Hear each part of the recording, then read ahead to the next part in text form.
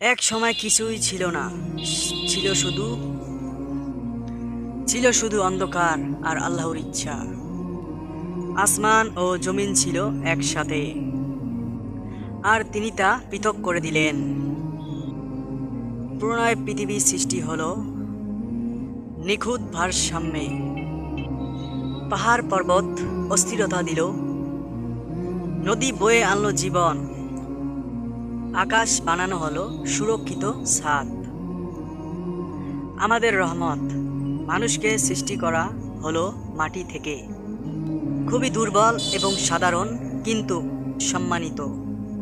আর আল্লাহ তাআলা মাটির দেহের ভিতরে ফুঁকে দিল রূহ, আর এভাবে সৃষ্টি হলো, এভাবেই শুরু হলো মানব জাতি। আমরা মাটি থেকে এসেছি, মাটিতেই ফিরে যাব।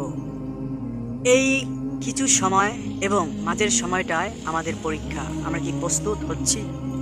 তো ইসলামিক ভিডিও পেতে আমাদের চ্যানেলটি সাবস্ক্রাইব করবেন এবং আমাদের সঙ্গেই থাকবেন।